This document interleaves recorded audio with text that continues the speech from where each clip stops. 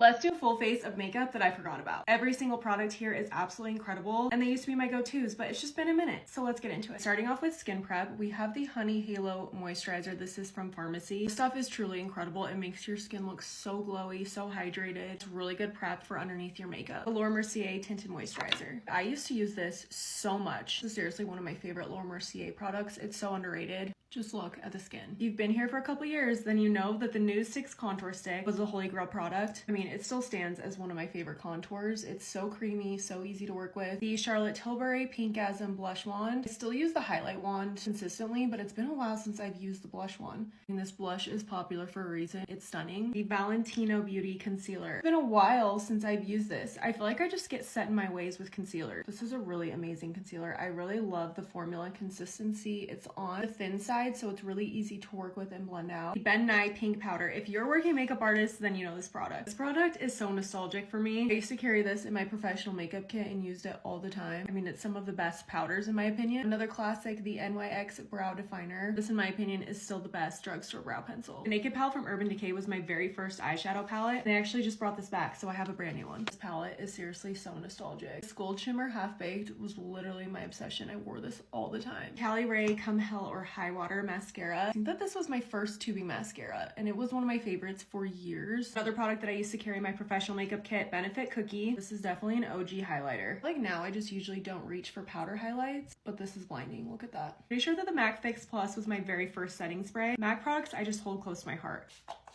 Look at how that just like melts everything into the skin. The Morphe Honeymoon Lip Liner, and it's still in the old packaging. I found this and was like, oh my gosh, this was one of my favorite lip liners. A really beautiful everyday lip liner. I posted this Revlon Baradol lipstick a couple years ago and it went viral. It's been a minute since I've used it, but look at how pretty this shade is. This specific shade of the Buxom Gloss, this is Samantha, was my go-to for a long time. It's just this really beautiful pink shade. Lastly, a fragrance that teleported me back into high school. I used Flower Bomb every single day. Oh my gosh. It's still so freaking good. All right, you guys, here is the final look, and I'm feeling this makeup. Let me know what you guys think of the look and what product used to be your ride or die.